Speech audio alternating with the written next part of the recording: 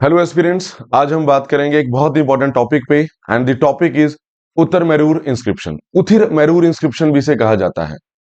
एक क्वेश्चन जो हमेशा रहता है कि इस वर्ल्ड में, इस दुनिया में सबसे पहले डेमोक्रेसी की शुरुआत कहां पे हुई। जो रिप्रेजेंटेटिव डेमोक्रेसी है, जो लोगों से ही कुछ प्रतिनिधि चुने जाते हैं और वही लोगों के लिए काम करते हैं, तो ये जो डेमोक्रेटिक रूट्स हैं ये वर्ल्ड में हमें सबसे पहले कहां देखे जाते हैं। तो ये एक नेवर एंडिंग डिबेट है और अगर हम इसको अच्छे से समझें तो कुछ एग्जांपल्स मैं आपको दूंगा और जिनके माध्यम से आपको समझ आएगा कि ये कहना गलत नहीं होगा कि India is the mother of democracy. और भारतीय जो संस्कृति है, जो भारतीय सिविलाइजेशन है, उसमें हमें वो डेमोक्रेसी की झलक देखने को मिलती है। चाहे 6th सेंचुरी बीसी में वैशाली किंगडम हो बिहार में, चाहे चोल साम्राज्य हो दक्षिण भारत में, यहाँ पे हमें वो डेमोक्रेटिक वैल्यूज दिखती हैं। वो रिप्रेजेंटेटिव जो डेमोक्रेसी है वो हमें यहाँ पे दिखती है। तो ये कहना गलत नहीं होगा कि पूरी दुनिया में भारत ही लोकतंत्र का जनक है। India is the mother of democracy. तो डिटेल में इस टॉपिक को समझेंगे और ये जो टॉपिक है ये पर्टिकुलरली हम उथिर मैरूर इंस्क्रिप्शन जो है उसके माध्यम से ही इसको समझने की कोशिश करेंगे। तो इससे पहले हम ये जानते हैं कि एक साम्राज्य दक्षिण भारत में हुआ करता था जिसे कि चोला अंपायर कहते हैं। इंग्लिश में चोला अंपायर कहा जाता है, हिंदी में चोल साम्राज्य इसे कहते हैं। तो देखिए, ये जो चोल साम्राज्य है ये सदर्न इंडिया में, जब एंशियंट इंडिया की अगर मैं बात करूं तो एंशियंट इंडिया में जो दक्षिण भारत है उसके इतिहास की हम शुरुआत करते हैं संगम एज से। संगम एज कवियों का एक सम्मेलन हुआ करता था, उसे संगम कहते थे। असेंबली हुआ करती थी कुछ पॉइट्स की, तमिलियन पॉइट्स की, इट वाज कॉल्ड संगम। तो ये संगम जो है, जो संगम एज है, ये चलती है फ्रॉम 300 बीसी टू 300 एडी। ये 600 ईयर्स का जो इतिहास है इसे हम संगम एज बोलते हैं, क्योंकि इसमें 3 कवियों के संगम हुए, 3 उनकी कॉन्ग्रीगेशंस हुई, असेंबलीज हुई और उसमें कुछ ना कुछ रचनाएं हुई। तो उन रचनाओं से हमें बहुत सारी डिटेल उनके एम्पायर के बारे में पता चलती है। पर ये तो बात हुई एंशियंट हिस्ट्री की। तो मैंने कहा एंशियंट हिस्ट्री में 3 एम्पायर हुए, चेर, चोल और पांड्यास। ये सदर्न इंडिया में हुए। इनमें चोल साम्राज्य भी काफी इंपॉर्टेंट था। पर ये तो बात हुई एंशियंट इंडिया की। लेकिन जब 300 एडी आया, उसमें कालभराज की अपराइजिंग होती है दक्षिण भारत में। एंड इनके कारण जो है, इन कालभराज की जो अपराइजिंग है, इसके कारण the Cholas lost into obscurity. कुछ समय के लिए जो है चोल साम्राज्य एकदम डिक्लाइन हो जाएगा, डेसिमेट हो जाएगा और कुछ समय तक इनके बारे में जो है इतिहास एकदम ब्लैंक है, इनकी कोई जानकारी नहीं मिलती है। मे बी किसी न किसी के अंडर इनके जो राजा हैं वो रह रहे हों, या दूसरे जो कालभराज हैं या नॉर्थ में पालवाज हैं उनके अंडर ये रह रहे हों। तो कुछ समय तक कालभराज रहेंगे, उसके बाद पालवा किंगडम रहेगा। लेकिन जब नाइन्थ सेंचुरी आएगी, मतलब 7th सेंचुरी 8th सेंचुरी के बाद हम जो है मेडिवल हिस्ट्री में ट्रांजिशन कर लेते हैं। तो एंशियंट हिस्ट्री में तो बस 600 साल का इनका इतिहास था, फ्रॉम 300 बीसी टू 300 एडी। लेकिन जब 9th सेंचुरी आती है 850 में, उसमें तक पालवास का किंगडम बहुत एक्सपैंड कर गया था, पांड्यास का किंगडम एक्सपैंड कर गया था। और उसमें ये जो चोलाज हैं ये फिर से रिवाइव करेंगे और चोलाज में किंग होंगे किंग विजयालय। तो ये जो किंग विजयालय होंगे ये 850 में, मींस 9th सेंचुरी के मिड 9th सेंचुरी में ये वापस रिवाइव करेंगे, ये अपने साम्राज्यों को रिवाइव करेंगे और तंजावुर या तंजौर जो है वहां से उसको अपनी कैपिटल डिक्लेयर करेंगे तमिलनाडु में। और फिर मेडिवल इंडिया में ये चोला साम्राज्य की शुरुआत होगी। तो एक एंशियंट इंडिया में भी चोला साम्राज्य था, अब ये मेडिवल इंडिया में ये वापस जो है रिवाइव करेंगे। लेकिन मेडिवल इंडिया वाला जो चोल साम्राज्य था ये बहुत बड़ा एक साम्राज्य था। और भारतीय इतिहास में ऐसे बहुत कम एग्जाम्पल्स मिलते हैं कि हमारे राजा भी इंडिया की टेरिटरी के बाहर गए हों और दूसरी जगह पे इन्होंने कब्जा किया हो। तो ये चोल साम्राज्य के टाइम पे देखने को मिला। जैसे शुरुआती जो राजा थे किंग विजयालय थे, विजयालय के बाद आदित्य होंगे, आदित्य के बाद परंतक होंगे। तो ऐसे एक चेन जो है किंग्स की चलती चलेगी, एक हायरार्की चलती चलेगी। लेकिन बाद में एक राजा आएंगे, वो होंगे राजराज चोला और उसके बाद होंगे राजेंद्र चोला। तो ये जो राजराज चोला और राजेंद्र चोला है ये मेनली बहुत इंपॉर्टेंट है, क्योंकि इन्हें इंपीरियल चोलास भी बोला जाता है। और इनके समय में जो है साम्राज्य का बहुत जो है ये विस्तार हुआ। जैसे ब्रिटिश के टाइम पे हम इंपीरियलिज्म की बात करते हैं, या कॉलोनियलिज्म के बाद जब हम इंपीरियलिज्म पढ़ते हैं, कुछ ऐसा ही इन चोलास के समय में ये जो इंडिया की बॉर्डर्स थी उसके बाहर जाएंगे और दूसरे रीजन्स पे भी कब्जा करेंगे। अब वो दूसरे रीजन चाहे मालदीव्स हो, चाहे वो श्रीलंका हो या साउथ ईस्ट एशिया हो, साउथ ईस्ट एशिया जो है वहां पे मेनली जो श्री विजय अंपायर वहां पे हुआ करता था, इंडोनेशिया और मलेशिया और आसपास के जितने रीजन्स हैं, मलाया पेनिनसुला, उस रीजन पे मेनली इंडोनेशिया में भी जो श्री विजय अंपायर हुआ करता था वहां तक इन्होंने कब्जा किया। और वहां कब्जा इसीलिए किया क्योंकि ट्रेड रूट्स को ये सिक्योर कर पाए। पहले चाइना से ट्रेड करना मुश्किल होता था डायरेक्टली, क्योंकि श्री विजय विजय जो अंपायर था साउथ ईस्ट एशिया का, उनके साथ रिलेशन अच्छे होने चाहिए थे। तो इन्होंने क्या किया कि वहीं पे ही कब्जा कर लिया। मेनली राजेंद्र चोल ने साउथ ईस्ट एशिया में कब्जा किया था। उसके बाद जो है ये फिर चाइना से भी ट्रेड करेंगे, तो फिर ट्रेड भी हुआ, ट्रेड सरप्लस हुआ, और उसका जो इनको फायदा मिलेगा ट्रेड से जो गेन होगा, तो जब भी इकोनॉमी स्ट्रांग होती है तो इकोनॉमी स्ट्रांग होने के साथ साथ वो जो किंगडम होगा ये अपने आर्ट एंड कल्चर को भी सुदृढ़ करता है। तो आर्ट एंड कल्चर हो, आर्किटेक्चर हो, हर मामले में जो है ये चोल साम्राज्य विकास करेगा। तो चोल साम्राज्य जो है, चोल अंपायर जो है, ये अपने यूनिक आर्ट एंड कल्चर के लिए, आर्किटेक्चर के लिए जाना जाता है। अगर आर्किटेक्चर की बात करें तो मेनली जो द्रविड़न स्टाइल ऑफ टेम्पल आर्किटेक्चर है ये इनके समय में अपने क्लाइमेक्स में पहुंचेगा। खास करके टेम्पल के ऊपर जो विमान स्ट्रक्चर रहते हैं, वो विमान स्ट्रक्चर इनके समय में जो है वो बनना शुरू होते हैं। पिरामिडिकल स्ट्रक्चर होता है, अभी मैं थोड़ा सा आपको आइडिया दे दूंगा थोड़ी देर के बाद कि विमाना कैसे दिखते हैं। तो जो द्रविड़न स्टाइल आर्किटेक्चर है, जो अपने जो ह्यूज विमानास के लिए जाने जाते हैं, जो पिरामिडल शेप में मेनली रहते हैं, उसके लिए ये चोल साम्राज्य जाना जाता है। इसके अलावा ब्रॉन्ज जो स्कल्पचर है जिसमें नटराजा की इमेज मेन है, तो देखो नटराजा की इमेज जो है वो भगवान शिव का ही एक तांडव रूप है। तो भगवान शिव का तांडव रूप है, मेनली जो भक्ति मूवमेंट है वो भी यहाँ पे अपना मोमेंटम पकड़ेगा। तो भक्ति मूवमेंट हो, चाहे वो स्कल्पचर हो, ब्रॉन्ज स्कल्पचर हो। अब ब्रॉन्ज स्कल्पचर आप देख सकते हैं कि शुरुआत इंडस वैली के समय से हमें देखने को मिलती है, लेकिन यहाँ पे जो ब्रॉन्ज आर्ट है वो अपने क्लाइमेक्स में पहुंचेगी। द्रविडियन जो टेम्पल आर्किटेक्चर है, शुरुआत पालवाज में हुई, लेकिन चोलाज में वो अपने एकदम क्लाइमेक्स में पहुंचेगा। तो चाहे आर्ट एंड कल्चर हो, चाहे वो इंपीरियलिज्म हो या इंपीरियल चोलाज हो, तो हर मामले में जो है ये अपने क्लाइमेक्स में पहुंचेंगे।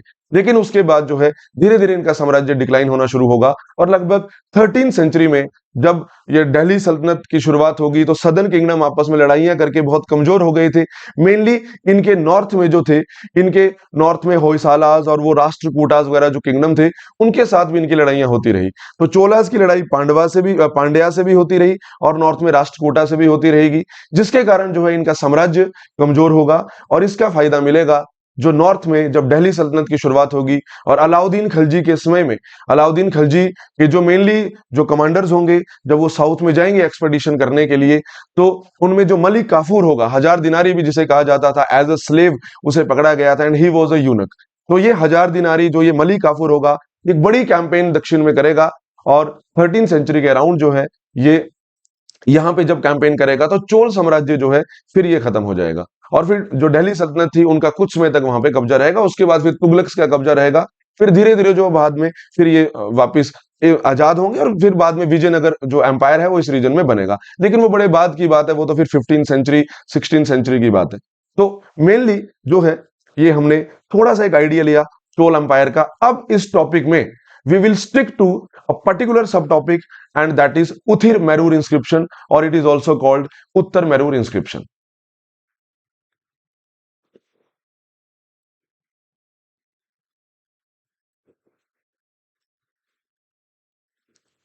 देखो टॉपिक है हमारा उत्तर मैरूर इंस्क्रिप्शन। थोड़ा सा मैं आपको एक बेसिक आइडिया दे दूं, फिर हम जो है पिक्चर्स के माध्यम से इसे समझने की कोशिश करेंगे। देखो पहले मैंने जो आपको चोल साम्राज्य बताया ये कहां पे है, थोड़ा सा हम जो है मैप में एक बेसिक आइडिया ले लेते हैं।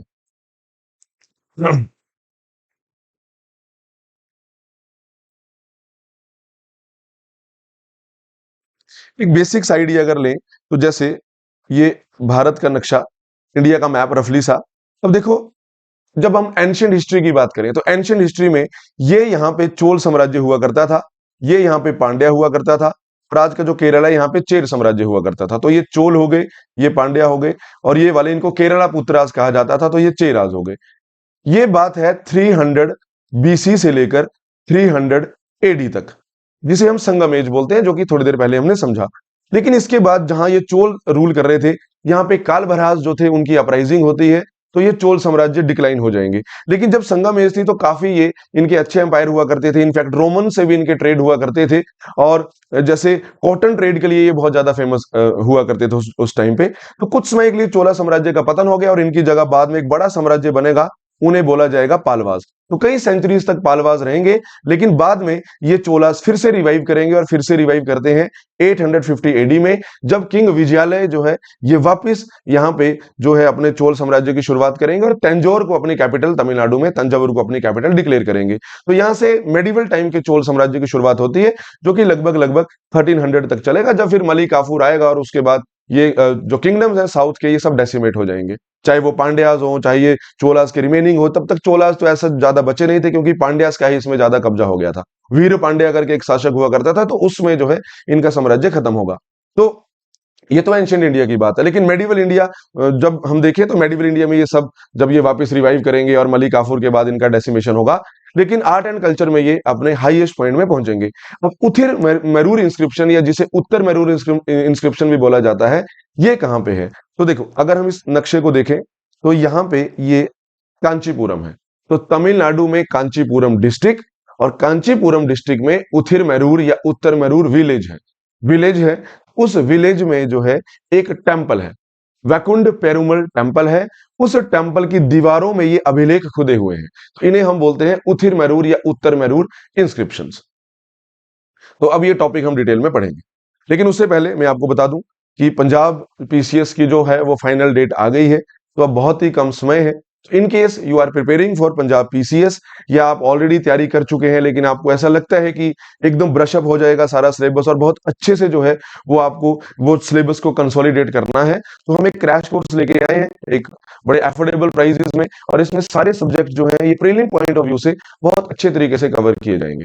फॉर डिटेल जो है आप लॉन्चपैड आईएएस के जो ऑफिशियल नंबर है उस पर हमें कांटेक्ट कर सकते हैं। अब चलते हैं प्रॉपर टॉपिक में। देखो, ये जो उत्तर मेरूर इंस्क्रिप्शन करेंगे ये बहुत ज्यादा न्यूज में था, क्योंकि नरेंद्र मोदी जो है जब दक्षिण भारत गए थे और राजेंद्र टोल के बारे में भी उन्होंने वहां पे स्पीच दी थी, तब उन्होंने भी ये बात कही थी कि दुनिया में रिप्रेजेंटेटिव डेमोक्रेसी 1215 के लिए इंग्लैंड में मेनली लोग मानते हैं कि 1215 में इंग्लैंड में एक राजा था, उसने लोगों को राइट्स इश्यू किए, तो उसे मैग्ना कार्टा बोलते हैं। अभी हम उसके ऊपर बात करेंगे, लेकिन नरेंद्र मोदी ने भी कहा कि जो रूट्स है डेमोक्रेसी के उससे पहले भी इंडिया में देखने को मिलते हैं। उत्तर मेरूर इंस्क्रिप्शन जो है वहां से हमें पता चलता है। तो after completing this lecture you will be able to answer this question. तो ये क्वेश्चन हम देख लेते हैं। क्वेश्चन है इंडियन डेमोक्रेसी, पहले समझते हैं क्वेश्चन को। Indian democracy is not a borrowed one. हमारी जो लोकतंत्र है ये कोई उधार में लिया हुआ लोकतंत्र नहीं है। In fact India's democratic Athos has been shaped not only by its constitution but by its civilizational DNA. Discuss, तो देखो इसको डिस्कस करना है। डिस्कस करती बार आप अपने पॉजिटिव पॉइंट रखिए, नेगेटिव पॉइंट रखिए, कैसे भी आप इसको एक्सप्लेन कर सकते हैं। लेकिन हमें जो है जो आंसर, जो क्वेश्चन की टोन है, मेनली क्वेश्चन की टोन के साथ ही चलना है। हमें ज्यादा क्रिटिसाइज नहीं करना है, क्वेश्चन के साथ ही चलना है। तो क्वेश्चन कहता है कि हमारा जो लोकतंत्र है वो उधार में लिया हुआ नहीं है, बल्कि लोकतांत्रिक जो मूल्य हैं ये हमारी सिविलाइजेशन में शुरू से थे। हमारे जो किंगडम्स हैं, जो सिविलाइजेशनल डीएनए है, भारतीय जो संस्कृति है, हमारे जो विचार है, हमारी जो संस्कृति पद्धति है, उसमें शुरू से जो है ये लोकतांत्रिक मूल्य रहे हैं। तो इससे हमें समझना है। After completing this lecture you will be able to answer this question. अब सबसे पहले कांचीपुरम जो है वो मैप में आप देख सकते हैं, ये रीजन तमिलनाडु का, यहाँ पे कांचीपुरम है, जो कि साड़ियों के लिए भी जाना जाता है। कांचीपुरम साड़ी, सिल्क साड़ीज के लिए भी फेमस है। तो कांचीपुरम डिस्ट्रिक्ट में ही उथिर मेरूर विलेज है, और उसमें वैकुंठ पेरुमल टेम्पल है। ये आप मंदिर देख सकते हैं, वैकुंठ पेरुमल टेम्पल है। और ये जो रेड में नीचे देख सकते हैं, तो यहाँ पे ये ऐसे इंस्क्रिप्शन खुदे हुए हैं, जो पत्थर है, जो दीवारें हैं, उस पे ये अभिलेख खुदे हुए हैं। तो ये हुआ इन इंस्क्रिप्शन के बारे में।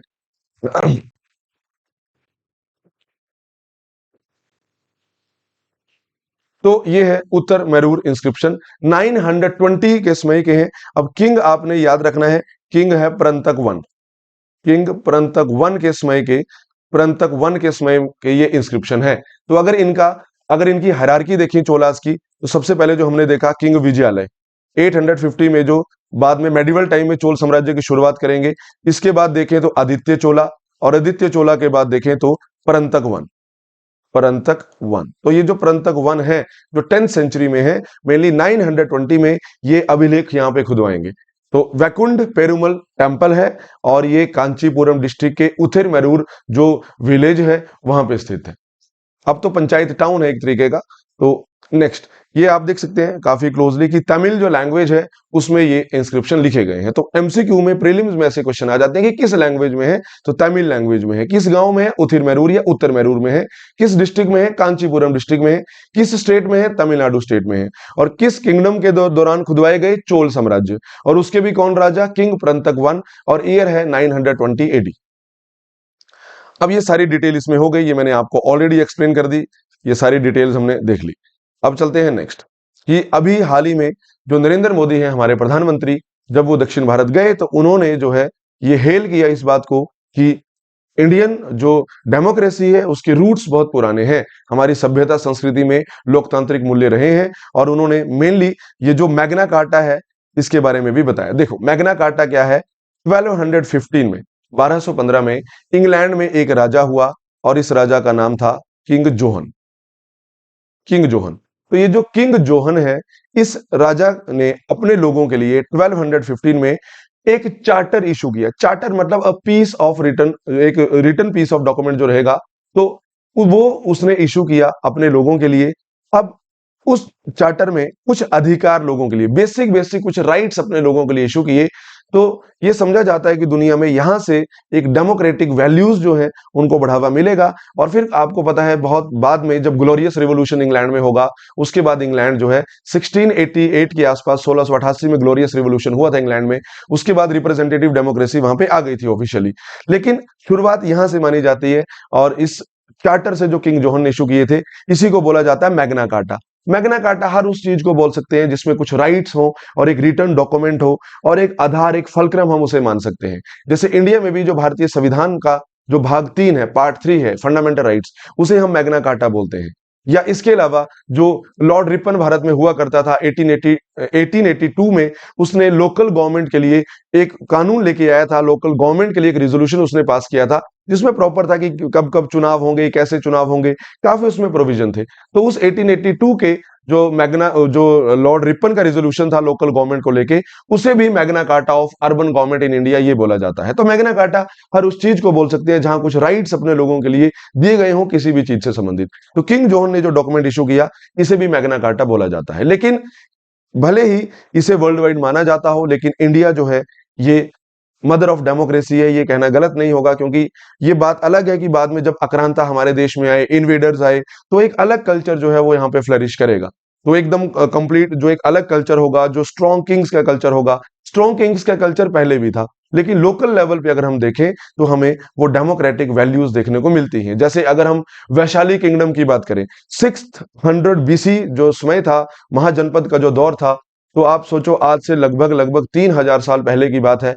उस समय भी भारत में रिपब्लिक हुआ करता था। I am not saying about kingdom, I am saying about Republic. Republic मतलब गणतंत्र। जब लोग चुन के अपना राजा डिक्लेयर करते थे, तो बिहार में वैशाली किंगडम हुआ करता था and it was a republic, एक गणराज्य ये हुआ करता था। तो उस जमाने में भी 600 BC और 500 BC में भी वैशाली वाज अ रिपब्लिक। तो वहां से भी हम रूट्स जो है वो ट्रेस कर सकते हैं। और उत्तर में जो इंस्क्रिप्शन है ये हमें जो है डेमोक्रेटिक वैल्यूज की मतलब के बारे में बताते हैं, मेनली लोकल लेवल में। जो लोकल लेवल है, विलेज लेवल है, जो ग्राम सभा का जो स्तर होता है, वहां पे उत्तर मेरूर के जो गांव के जो लोग थे, इनकी अपनी विलेज असेंबली हुआ करती थी, अपने प्रतिनिधि ये चुना करते थे। उसको ही हमने समझना है। तो ये मैग्ना कार्टा जो है उससे पहले भी हम भारत में ट्रेस कर सकते हैं।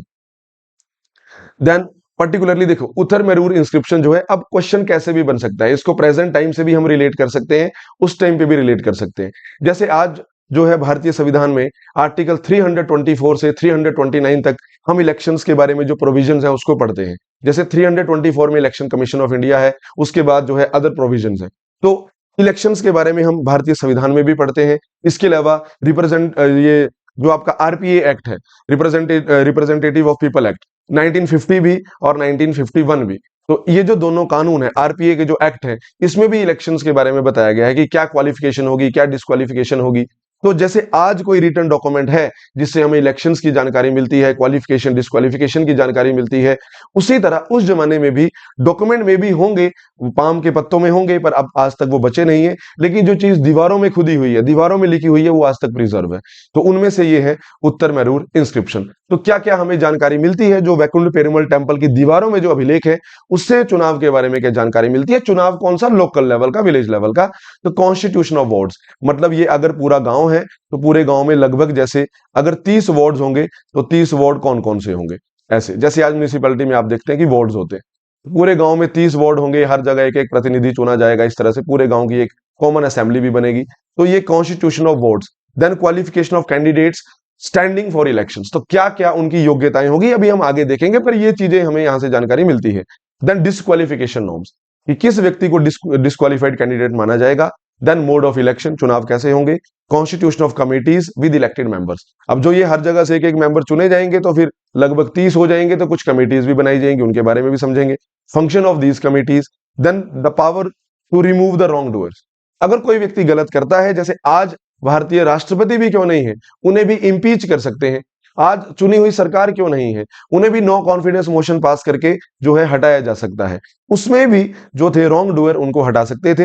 Then villagers even have the right to recall the elected representatives if they failed in their duty. तो बात सेम ही है, अगर अपने कर्तव्य का निर्वहन सही तरीके से नहीं कर रहे हैं, अपनी ड्यूटीज को सही तरीके से नहीं निभा रहे हैं, तो उन्हें जो है राइट टू रिकॉल भी था, उस प्रतिनिधि को वो वापस हटा सकते थे, सेम जैसे हमने इंपीचमेंट की बात की या रिमूवल की बात की।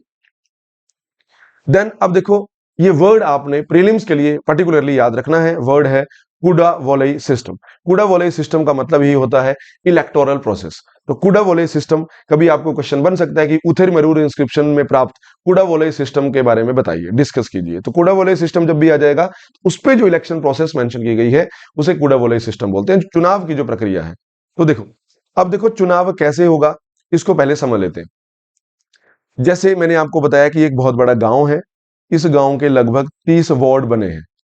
फॉर एग्जाम्पल, उत्तर मेरूर जो गांव है उसके, अब ये गिन के शायद 30 ना हो, रफली से मैंने बनाया, लेकिन मान लीजिए 30 छोटे छोटे सेक्शन बन गए, इन सेक्शन को बोल देंगे वार्ड्स। तो सब गांव वाले जब इकट्ठे होंगे तो 30 वार्ड से एक एक प्रतिनिधि कंटेस्ट करेगा कि मुझे चुनाव लड़ना है। अब देखो चुनाव कैसे लड़ा जाएगा, पहले तो जैसे आज होता है कि एक व्यक्ति अपना कैंडिडेचर फाइल करता है कि जी मुझे एमएलए एमपी का चुनाव लड़ना है, तो वहां पे भी एक व्यक्ति दावा पेश करेगा कि जी उस व्यक्ति को उस अपने वार्ड का प्रतिनिधि बनना है। लेकिन दावा पेश करने के लिए कुछ योग्यताएं होनी चाहिए, वो थोड़ी देर बाद हम देखेंगे कि योग्यता क्या होगी। लेकिन मान लीजिए वो सारी क्वालिफिकेशन है उस बंदे के पास, वो दावा पेश करेगा। तो अब उसमें क्या होगा कि जो जो एक वार्ड से, जैसे एक वार्ड है, अब गांव तो बड़ा है, अब गांव में तो मान लो 3000 लोग हैं, लेकिन जो है हर वार्ड में मान लीजिए 100 लोग हैं, 100 लोग हैं। तो 100 लोगों में से मान लीजिए कि 3 लोगों ने अपनी दावेदारी पेश कर दी, या मान लो 10 लोगों ने अपनी दावेदारी पेश कर दी, तो वो एक पाम के पत्ते में अपना नाम लिखेंगे, और पाम के पत्ते में सारे 10 के 10 कैंडिडेट अपना नाम लिखेंगे, और एक मटके में, एक पोर्ट में वो पाम का पत्ता डाल देंगे। तो 10 बंदों ने अपने अपने नाम लिख के 10 पत्ते उस मटके में डाल दिए। अब क्या होगा, अब एक कोई न्यूट्रल व्यक्ति जो होगा, जो मतलब कोई भी एक यंग लड़का चुना जाएगा, और वो यंग लड़का जो है वो क्या करेगा, वो उस पोर्ट से एक पत्ता बाहर निकालेगा, कोई भी रैंडमली एक पत्ता बाहर निकालेगा, जिसका नाम यहां पे आ जाएगा वो वहां का प्रतिनिधि बन जाएगा। अब आप बोलेंगे ये तो चुनाव हुआ ही नहीं, तो देखो ये एक एंशिएंट तरीका है। जो हम आज चुनाव करते हैं कि एक बैलेट है, अब तो ईवीएम वाला जमाना आ गया, लेकिन मान लीजिए बैलेट वाला भी था, तो बैलेट में भी हम एक के आगे मोहर लगाते थे कि कौन सा व्यक्ति जो है वो प्रतिनिधि होगा। तो अभी वो वाला सिस्टम तो नहीं है, लेकिन एक हद तक चुनाव तो है, एक हद तक निष्पक्ष प्रक्रिया तो है, कि जिसको अपना दावा पेश करना है वो दावा पेश कर सकते हैं। अब गांव में 100 के 100 लोग भी अपना दावा पेश कर सकते हैं, प्रोवाइडेड दैट कि अगर वो एलिजिबल है, तो वो क्वालिफिकेशन है, तो हम आगे समझेंगे क्वालिफिकेशन क्या है। तो अगर 100 लोग हैं गांव में और 100 के 100 ही दावा पेश कर रहे हैं, तब भी सेम प्रक्रिया होगी। एक व्यक्ति जाएगा, वो यंग बॉय जाएगा, वो एक पर्ची वहां से निकालेगा, एक पाम पत्ता निकालेगा, जिसका नाम लिखा होगा, निष्पक्ष तरीके से वो व्यक्ति गांव का प्रतिनिधि चुना जाएगा। 1 साल तक वो प्रतिनिधि रहेगा, कुछ केसेस में 3 साल तक भी हो सकता है, जो कमिटीज वगैरह थी। तो मेनली 1 साल के लिए प्रतिनिधि रहेगा, फिर 1 साल के बाद फिर से ये प्रक्रिया होगी, तो सबको जो है फिर ये मौका मिलेगा। तो ये एक तरीके का प्रिमिटिव सिस्टम था, पर चुनाव हम प्रॉपर इलेक्शन शब्द भी यूज नहीं कर सकते, लेकिन फिर भी इसका कहने का मतलब यह है कि जो प्रक्रिया है वो एकदम निष्पक्ष है। हर व्यक्ति को मौका मिलेगा कि वो चाहे तो अपनी किस्मत आजमा सकता है। तो ये था chosen to draw the slips. तो ये आपको पता होना चाहिए कि स्लिप्स ड्रॉ करके, जैसे लॉटरी वाला सिस्टम रहता है कि एक व्यक्ति का नाम जो है वो उससे निकाला जाएगा जिसकी भी पर्ची आएगी। तो इससे क्या होगा, ट्रांसपेरेंसी भी बनी रहेगी, न्यूट्रलिटी भी बनी रहेगी कि कोई हेराफेरी नहीं हुई है, किसी के साथ पक्षपात नहीं हुआ है, किसी को किसी ने फेवर नहीं किया है। जिसकी पर्ची उठी वो अमीर है, गरीब है, कोई भी है, वो जो हालांकि बहुत गरीब भी नहीं होना चाहिए, मैं आपको समझाऊंगा, क्योंकि लैंड भी होनी चाहिए, लैंड होल्डिंग भी अपनी होनी चाहिए। तो एकदम डेस्टिट्यूट व्यक्ति है, अपनी जमीन भी नहीं है, कुछ भी नहीं है, तो वो बंदा नहीं बनेगा। तो वही था कि एकदम जो है, मतलब जो, जैसे हम बोलते हैं कि जो ऑलरेडी वेल टू डू है उसमें समाज में, उन्हीं को ही मौका था। तो समझेंगे उसे आगे। तो 1 साल के लिए फिर कार्यकाल रहेगा, ये सब मैंने आपको एक्सप्लेन किया।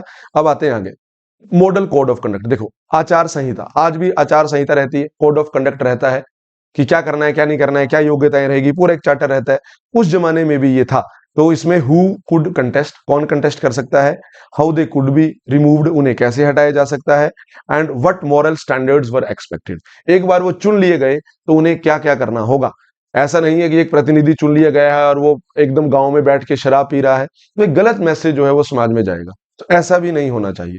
तो कुछ मॉरल स्टैंडर्ड्स हैं, कुछ नैतिक मूल्य हैं, उनका उसे अनुपालन करना होगा। अब बात करेंगे क्वालिफिकेशंस की। तो जैसे आज आरपीए एक्ट में है, या जो रिप्रेजेंटेशन ऑफ पीपल एक्ट जिसे हम बोलते हैं 1950 1951 के जो है, या भारतीय संविधान में 324 से 329 तक प्रोविजंस है, उसी तरह उसमें क्वालिफिकेशन क्या है। देखो, एज 35 टू 70 ईयर्स। आज हम भारतीय संविधान में देखें, अपर लिमिट तो कोई नहीं है, लेकिन लोअर लिमिट लोकसभा के लिए 25 है और राज्यसभा के लिए 30 है, और एमएलएस के लिए जो है वो 25 है। एमएलसीज जो होते हैं, कुछ राज्यों में सेकंड चैम्बर भी है, तो एमएलसीज के लिए 30 है, उसमें 35 टू 70 है। तो 35 साल का मिनिमम होना चाहिए, 70 साल का मैक्सिमम होना चाहिए। साथ में ऑन टैक्स पेइंग लैंड, उसके पास अपनी जमीन हो और उसमें वो टैक्स भी पे करता हो। तो एक वेल टू डू उसमें का जो है समाज में व्यक्ति, वो चुना जाना चाहिए। Then reside in a house built on that land.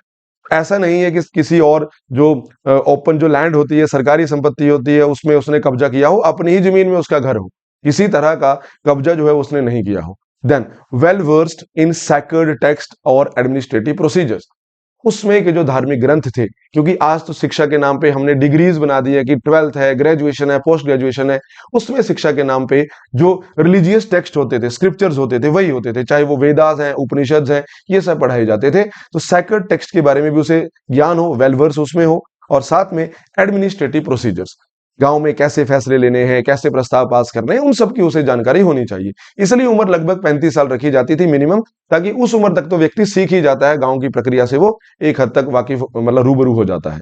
Then next, disqualification. देखो, who had defaulted on loans. अब आप भारतीय संविधान देखेंगे तो वहां पे भी ये प्रोविजन है कि कोई भी व्यक्ति जो है वो बैंकरप्ट या इंसॉल्वेंट नहीं होना चाहिए। तो पागल या दिवालिया नहीं होना चाहिए। तो सेम यहाँ पे है, डिफॉल्टेड ऑन डेट्स। अगर इस तरह का कर्जा है और कर्जे में डिफॉल्ट किया, कर्जा लेना बुरी बात नहीं है, काम धंधे के लिए कर्जा लिया तो ठीक है, पर डिफॉल्ट उस पर नहीं होना चाहिए। टाइमली वो अपनी जो इंटरेस्ट है वो नहीं पे कर रहा है, प्रिंसिपल नहीं पे कर रहा है, तो वो डिफॉल्टर है। देन कंज्यूम्ड अल्कोहल, अगर वो शराब वगैरह पीता हो तब भी नहीं होना चाहिए। कमिटेड मॉरल ट्रांसग्रेशंस, कोई भी समाज में जो अनैतिक कृत्य है, जिसे मोरल टर्पिट्यूड हम कहते हैं, चाहे वो डोमेस्टिक वायलेंस हो, चाहे किसी तरह का भी गलत काम हो, चोरी हो, डकैती हो, किसी भी काम में वो पास्ट में इन्वॉल्व नहीं होना चाहिए। और failed to present accounts from earlier office, मान लो पिछले साल भी वो व्यक्ति चुना गया था, या उससे पहले कभी चुना गया था, 5 साल पहले, 10 साल पहले, लेकिन तब उसने अकाउंट्स का ऑडिट प्रॉपर नहीं करवाया था, अकाउंट्स का जो हिसाब किताब है वो उसने प्रॉपर नहीं दिया था, मान लो कोई पैसा वो गबन कर गया हो, इस तरह का उसके ऊपर शक हो, तो ये लोग तो कंटेस्ट कर ही नहीं सकते थे, वो तो ऑटोमेटिकली डिस्क्वालीफाई हो जाएंगे। और देखो, बड़ी बात क्या है कि सिर्फ वही डिस्क्वालीफाई नहीं होंगे, उनके जो आगे क्लोज रिलेटिव्स हैं, क्लोज रिलेटिव जैसे मदर हो गई, फादर हो गए, उनका बच्चा हो गया, सिबलिंग्स हो गए, भाई बहन हो गए, तो जो क्लोज रिलेटिव होंगे वो भी इनएलिजिबल हो जाएंगे। हालांकि ये प्रोविजन आज नहीं है। अब मैं नाम तो नहीं लूंगा, पर आप देख सकते हैं, आप एनालाइज कर सकते हैं, आप डेली न्यूज पढ़ते हैं कि अगर कोई व्यक्ति है जो खुद किसी घोटाले में अगर फंसा है, तो आगे उनका चाहे बच्चा हो, चाहे उनका लड़का हो, उनके लड़के हो, वो आगे जनप्रतिनिधि बनकर घूमते हैं। और जो खुद जेल से भी छूट के आते हैं तब भी आके वो भी फिर कैंपेन करते हैं। तो उस टाइम पे ये नहीं था। अगर एक बार एक व्यक्ति डिस्क्वालीफाई हो गया किसी भी कारणों की वजह से, तो वो तो डिस्क्वालीफाई रहेगा ही रहेगा, उसके जो क्लोज रिलेटिव होंगे वो भी डिस्क्वालीफाई रहेंगे। Then the idea was to purify public life. इस सब का आइडिया ये था कि जो पब्लिक लाइफ है उसे प्यूरिफाई किया जाए। अब जिस व्यक्ति को, अब हर व्यक्ति के दिल में एक लालसा रहती है कि उसे एक जनप्रतिनिधि बनना है, उसे जो है अपने गांव का प्रतिनिधि बनना है, गांव का मुखिया बनना है, तो फिर उसको नेचुरली वो इन सब चीजों से दूर रहेगा। उसे पता है कि वो शराब पिएगा तो गांव वालों को पता होगा कि ये बंदा तो शराब पीता है, और अगर शराब पीता है तो फिर फ्यूचर में जनप्रतिनिधि नहीं बन पाएगा। तो जैसे जो है मतलब उस व्यक्ति की अगर महत्वाकांक्षाएं हैं कि उसे फ्यूचर में इस तरह से जनप्रतिनिधि बनना है, तो अपने आप वो इन चीजों से दूर रहेगा। तो अधिकतम लोग जो है वो चोरी चकारी डकैती शराब इन सब चीजों से दूर रहेंगे। तो इसका जो बेसिक आइडिया था, it was to purify public life. तो आप देखो जो मैसेज है वो कितना गहरा है इसके पीछे। Then next, removal. अब देखो उसे हटाया भी जा सकता है। एम्बेजलमेंट, किसी तरह के पैसे का उसने गबन किया है, अगर गांव का जो पैसा है उसका उसने गबन किया है अपनी पोजीशन में रहते रहते, या डीरेलिक्शन ऑफ ड्यूटी, अपने कार्य का निर्वहन वो अच्छे से नहीं कर रहा है, जो उसको ड्यूटीज मिली है उनका अनुपालन अच्छे से नहीं कर रहा है, तब भी हटाया जा सकता है। और सिर्फ हटाया ही नहीं जाएगा, not only removed from office but also barred from standing for reelection sometimes up to 7 generation. आप आइडिया लगा लो, 7 पीढ़ियों तक उसके परिवार में कोई भी ये चुनाव नहीं लड़ पाएगा। तो कितनी बड़ी पनिशमेंट है, तो व्यक्ति भूल के भी ये गलती नहीं करेगा। तो ये आज के टाइम पे ऐसा नहीं है। आज के टाइम पे क्या है कि एक व्यक्ति ने अगर कोई क्राइम किया, पहली बात छोटा क्राइम है जिसमें 1 साल, अगर 1 साल 364 दिन तक भी सजा है तब भी कुछ नहीं है, जब तक जेल में है आके फिर वो चुनाव लड़ेगा। हाँ, अगर 2 साल या उससे ज्यादा की सजा हो जाती है, कोई ऐसा क्राइम करता है, तो सजा पूरी होने के बाद फर्दर 6 ईयर्स तक भी वो डिस्क्वालीफाई रहता है। पर सिर्फ वही बंदा रहता है, उसके बाद जो उसके लड़के हैं, भाई बहन है, कोई भी है, वो तो चुनाव लड़ने में सक्षम है ही। लेकिन उस टाइम पे आप देख रहे हैं 7th जनरेशन तक ये प्रोविजन था। अब आते हैं हम अपने मेन क्वेश्चन पे, जहां से हमने जिस टॉपिक की शुरुआत की थी, इस क्वेश्चन के बारे में कि is Indian democracy a borrowed one? क्या भारतीय जो भारतीय लोकतंत्र है क्या उधारी में लिया हुआ है? तो देखो, पहली बात तो हम इस बात को डिनाई नहीं कर सकते हैं कि इंडियन कॉन्स्टिट्यूशन में जो बहुत सारे प्रोविजन है हमने विदेशों से ही लिए हैं। अगर प्रियम्बल की बात करें तो यूएसए से, अगर फंडामेंटल राइट्स की बात करें यूएसए से, डीपीएसपी की बात करें तो आयरलैंड से, उन्होंने आगे स्पेन से लिए थे। तो फंडामेंटल ड्यूटीज की बात करें तो यूएसएसआर से। तो अलग अलग जगह से हमने अलग अलग प्रोविजंस लिए हैं। लेकिन ये हम डिनाई नहीं कर सकते हैं कि हमने विदेशों से नहीं लिया है। पर ये तो बहुत बाद की बात है, ये तो 1947 ऑनवर्ड्स की बात है, 1946 दिसंबर ऑनवर्ड्स की बात है। उससे पहले भारत में आक्रांता आए, चाहे वो ब्रिटिश हो, चाहे वो मुगल्स हो, चाहे वो टर्क्स हो, अलग अलग जो आक्रांता, जो इन्वेडर भारत में आए, वो बात अलग है। लेकिन उससे पहले अगर हम देखें तो भारतीय जो सांस्कृतिक जो हमारी जो कल्चरल हेरिटेज है, उसमें हमें वो डेमोक्रेटिक वैल्यूज देखने को मिलती है। जैसे मैंने आपको एग्जाम्पल दिया वैशाली का, और साथ में एग्जाम्पल दिया उथिर मैरूर इंस्क्रिप्शन का, या उत्तर मैरूर इंस्क्रिप्शन इसे बोलते हैं। जो हमने देखा कि एक गांव में बड़ी असेंबली बनाई जाएगी, उसमें लगभग 30 वार्ड्स रहेंगे, हर वार्ड में अपना अपना एक प्रतिनिधि चुना जाएगा, फिर कलेक्टिवली वो मिलकर भी पूरे गांव के लिए काम करेंगे, जिसके लिए वो अलग अलग कमिटीज बनाएंगे। चुने हुए प्रतिनिधि उन कमिटीज का हिस्सा बनेंगे, चाहे वो टैंक कमिटी हो, गार्डन कमिटी हो, विलेज एग्जीक्यूटिव कमिटी हो, अलग अलग कमिटीज बनाई जाएंगी, तो मिलजुल के फिर वो काम करेंगे। और 1 साल के लिए प्रतिनिधि रहेंगे, 1 साल बाद फिर से चुनाव होगा। तो ये विलेज लेवल तक था। हालांकि पूरे एरिया में तो चोल राजा का ही शासन था, पूरे तमिलनाडु में तो चोल राजा ही मेन होगा। पर गांव लेवल पे देखें, एटलीस्ट एट विलेज लेवल, वो अपने तरीके से भी लिमिटेड पावर्स अपने पास उनके पास होती थी। जैसे आज भी देखें तो पूरे भारत में तो फिर जो है सेंट्रल गवर्नमेंट है, उसी का ही रूल है। पर स्टेट में देखें तो कुछ सब्जेक्ट स्टेट लिस्ट में, जो मोस्टली स्टेट लिस्ट के सब्जेक्ट है, वो तो स्टेट को ही मिले हैं। कुछ सब्जेक्ट जो है वो कॉन्फ्रेंस में भी स्टेट को मिले हैं। तो पूरे इंडिया में देखें तो यूनियन गवर्नमेंट तो है ही है, स्टेट में स्टेट गवर्नमेंट भी है, और लोकल लेवल में पंचायती राज और म्यूनिसिपैलिटी भी है। So that is decentralisation of powers. ऐसा ही कुछ उस जमाने में भी देखने को मिल रहा है। तो चाहे वैशाली हो, चाहे उत्तर मैरूर इंस्क्रिप्शन हो, हमें वो डेमोक्रेटिक वैल्यूज देखने को मिलती है। तो ये कहना गलत नहीं होगा कि India is the world's oldest democracy. साथ में India is in fact the mother of democracy. There are numerous historical references to this, for example Vaishali and Uthiramerur, जो कि हमने समझे। देन साथ में वही इंडियन डेमोक्रेटिक एथोस, जो हमारे लोकतांत्रिक मूल्य हैं, has bean shaped not only by it's constitution, कि संविधान तो है ही है, फाइनल डॉक्यूमेंट तो संविधान ही है, पर ये सिर्फ संविधान से ही शेप नहीं हुई है, but by its civilisational DNA. तो हम कह सकते हैं democratic values were inherent to Indian civilisations. ये जो वैल्यूज हैं, ये हमारी जो सिविलाइजेशन है उसमें इनहेरेंट रही हैं, उसमें शुरू से रही हैं, इनहेरेंट रही हैं, और यही जनरेशन टू जनरेशन आगे पास होती रही हैं। Then it is vital to remind ourselves that India's democracy is not a borrowed robe. ये कोई विदेशी कपड़ा नहीं है कि हमने लिया और एकदम से धारण कर लिया और हम बोलते हैं हम लोकतांत्रिक हो गए। ये बात सत्य है कि हम संविधान बनने के बाद ही ऑफिशियल तरीके से जो है लोकतंत्र देश में स्टैब्लिश कर पाए, लेकिन उससे पहले जो 700-800 सालों का इतिहास था वो अलग था। लेकिन उससे पहले जाए तब भी किंगडम्स थे, पर लोकल लेवल पे देखें तो लोकतांत्रिक जो मूल्य हैं वो थे, वो रिप्रेजेंटेटिव डेमोक्रेसी थी, जैसे उथिर मैरूर इंस्क्रिप्शन में हमने समझा। It is rooted in indigenous traditions of collective decision making anchored in values of ethics, equity and participation। ये सब हमने देखा उथिर मैरूर इंस्क्रिप्शन के केस में। Far from being a borrowed idea, democracy was homegrown। Very important। Borrowed idea नहीं है, ये home grown है, इनहेरेंट है हमारे सिविलाइजेशन में, deeply institutionalised and ethically bound. तो शुरू से जो धरोहर है हमारी, ये लोकतंत्र रही है। देन क्रिटिकल एनालिसिस, अगर क्रिटिकल एनालिसिस करें तो देखो डार्कर साइड भी हम देख सकते हैं, ब्राइटर साइड भी देख सकते हैं इसी उथर मैरूर इंस्क्रिप्शन की। डार्कर साइड ये है कि देखो, जो कि मैंने बताया कि उथर मैरूर इंस्क्रिप्शन प्रॉपर कोई इलेक्शन भी नहीं है। जो उथर मैरूर इंस्क्रिप्शन से जानकारी मिली है, प्रॉपर इलेक्शन तब होता कि अगर 3 प्रतिनिधि गांव में खड़े होते चुनाव के लिए और गांव के लोग वोट करते, वो प्रॉपर एक प्रोविजन होता। तो यहां पे वैसा भी नहीं है कि हम इसको प्रॉपर चुनाव भी नहीं बोल सकते हैं। जिसको चुनाव लड़ना है वो अपना पर्ची जो है पाम लीफ में लिख के उस पाम लीफ को मटके में डाल दे, बाद में एक बच्चा जाएगा, वो उस मटके से एक पर्ची निकालेगा, कोई भी रैंडमली एक निकालेगा, जिसकी पर्ची निकल गई, जिसकी पाम पत्ता निकल गया, वो बंदा प्रतिनिधि बन जाएगा। प्रॉपर इलेक्शंस भी नहीं है, तो ये क्रिटिसिज्म हम बोल सकते हैं कि but it is far from truly democratic system.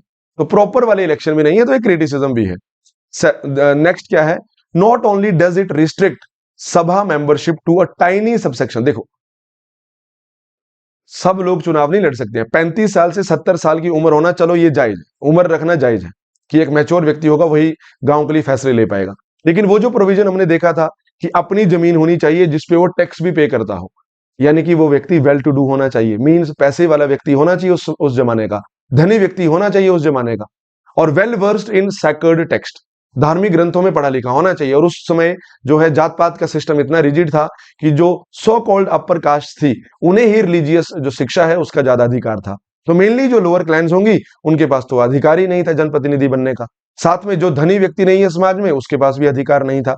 तो ये मेनली लैंड ओनिंग ब्राह्मण्स, तो ज्यादा जो जमीन के मालिक होते थे वो ब्राह्मणाज ही होते थे, ब्राह्मण्स होते थे, तो मेनली वही फिर चुनाव भी लड़ पाएंगे। But it also does not have true election, ये तो हमने देखा ही, प्रॉपर ट्रू इलेक्शन भी नहीं थे, और मेनली कुछ लोगों को तो वैसे ही एविक्ट कर देते। तो बहुत कम गांव में, अगर टोटल 1000 लोग हैं मान लो, तो 20 ही लोग होंगे जो एलिजिबल होंगे, जो जिनके पास अपनी जमीनें होंगी, उस जमीन पे अपना घर बना हुआ होगा, टैक्स भी उस पे करते होंगे, धार्मिक जो ग्रंथ है उनका भी उन्हें ज्ञान होगा, तो मोस्टली देवर ब्राह्मणस। और फिर चुनाव लॉट्स के जरिए होंगे, एक लॉटरी वाला सिस्टम होगा कि बच्चा जाएगा, पर्ची निकालेगा, और उसमें जो है जिसका नाम आ जाएगा तो वो चुनाव जो है वो जीत जाएगा। नेक्स्ट अब देखते हैं ब्राइटर साइड। देखो ब्राइटर साइड क्या है, the inscription gives details of a system of local self government outside the direct authority of king. It is very important कि भले ही पूरे चोल साम्राज्य में राजा का कब्जा था, लेकिन जब हम गांव की बात करें, कुछ की फैसले ये गांव लेवल पे ले सकते थे। गांव में पानी का टैंक है, गांव में छोटे मोटे फैसले हैं, उनसे संबंधित ये फैसले खुद ले सकते थे। तो it was a decentralisation of powers at that time. तो डिसेंट्रलाइजेशन की झलक हमें देखने को मिलती है। तो ये ब्राइटर साइड है कि जब पूरी दुनिया में किंगडम सिस्टम हुआ करते थे, इंपीरियल सिस्टम हुआ करते थे, एम्पायर्स हुआ करते थे, उस जमाने में भी लोकल लेवल पे जो है ये डेमोक्रेटिक एथोस, ये मूल्य हमें देखने को मिलते हैं। Then the inscription is like a constitution. अब ऐसा नहीं है कि जुबानी बोला गया है कि हाँ हाँ ये प्रोविजन होंगे और जो ये व्यक्ति चुनाव लड़ेगा ये डिस्क्वालिफिकेशन होंगी, फिर तो बंदा मुकर भी जाएगा कि नहीं नहीं ऐसा तो कोई नियम ही नहीं है। तो प्रॉपर उन्होंने लिखित तरीके से ही कर दिया था, वो भी किसी पत्ते पे नहीं लिखा था, सीधे मंदिर की दीवारों पे ही लिख दिया था।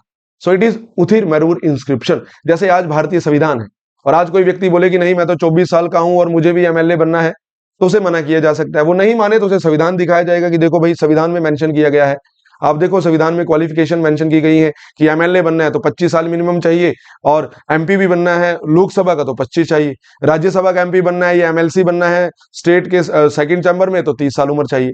उसी तरह उस समय में भी ये रिटर्न एक प्रकार का रिटर्न प्रोविजन है जो कि इंस्क्रिप्शन में लिखा गया है।